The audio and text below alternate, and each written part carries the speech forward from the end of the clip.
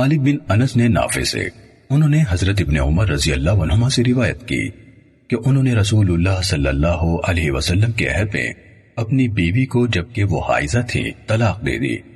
حضرت عمر بن الخطاب رضی اللہ تعالیٰ عنہ نے اس کے بارے میں رسول اللہ صلی اللہ علیہ وسلم سے پوچھا تو رسول اللہ صلی اللہ علیہ وسلم نے ان سے فرمایا اسے حکم دو کہ وہ اسے رجوع کرے، پھر اسے رہنے دے حتیٰ کہ وہ پاک ہو جائے، یعنی طہر شروع ہو جائے، پھر اسے حیض آ جائے، پھر وہ پاک ہو جائے، پھر اگر وہ چاہے تو اس کے بعد اسے اپنے پاس رکھے، اور اگر چاہے تو اس سے مجامعت کرنے سے پہلے طلاق دے دے۔ یہی وہ عدت ہے جس کا اللہ نے حکم دیا ہے کہ اس کے مطابق عورتوں کو طلاق دی جائے۔ صحیح مسلم حدیث نمبر 3652۔ یحییٰ بن یحییٰ، قتیبہ بن سعید اور ابن رمح نے ہمیں حدیث بیان کی۔ الفاظ یحییٰ کے ہیں۔ قتیبہ نے کہا ہمیں لیث نے حدیث سنائی، اور دوسرے دونوں نے کہا ہمیں لیث بن سعد نے نافع سے خبر دی۔ انہوں نے کہا حضرت عبداللہ بن عمر رضی اللہ عنہما سے روایت ہے کہ انہوں نے اپنی بیوی کو جبکہ وہ حیض کی حالت میں تھی ایک طلاق دی، تو رسول اللہ صلی اللہ علیہ وسلم نے انہیں حکم دیا کہ وہ اس سے رجوع کریں، پھر اسے اپنے پاس روکیں حتیٰ کہ وہ پاک ہو جائے، پھر ان کے ہاں اسے دوبارہ حیض آئے، پھر اسے مہلت دیں حتیٰ کہ وہ پھر سے اپنے حیض سے پاک ہو جائے۔ اس کے بعد اگر اسے طلاق دینا چاہیں تو طہر کے زمانے میں اس کے ساتھ مجامعت کرنے سے پہلے اسے طلاق دیں۔ یہی وہ عدت ہے جس کا اللہ نے حکم دیا ہے کہ اس کے مطابق عورتوں کو طلاق دی جائے۔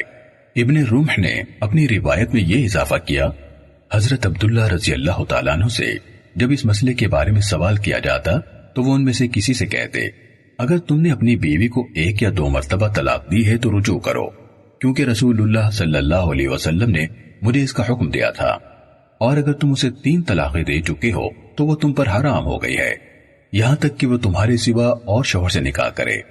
تم نے اس حکم میں جو اس نے تمہاری بیوی کو طلاق کے بارے میں تمہیں دیا ہے اللہ کی نافرمانی کی ہے۔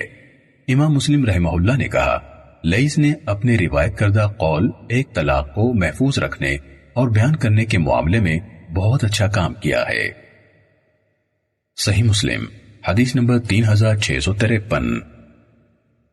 عبداللہ بن نمیر نے ہمیں حدیث بیان کی، کہا ہمیں عبید اللہ نے نافع سے حدیث بیان کی، انہوں نے حضرت ابن عمر رضی اللہ عنہما سے روایت کی، انہوں نے کہا میں نے رسول اللہ صلی اللہ علیہ وسلم کے عہد مبارک میں اپنی بیوی کو جب وہ حیض کی حالت میں تھی طلاق دے دی۔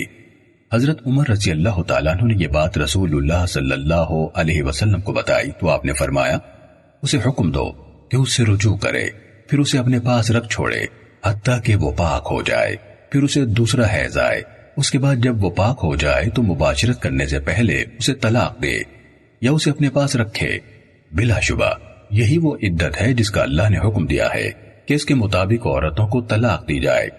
عبید اللہ نے کہا میں نے نافع سے پوچھا طلاق کا کیا کیا گیا؟ انہوں نے جواب دیا وہ 1 تھی، اس کو شمار کیا گیا۔ صحیح مسلم حدیث نمبر 3654۔ ابو بکر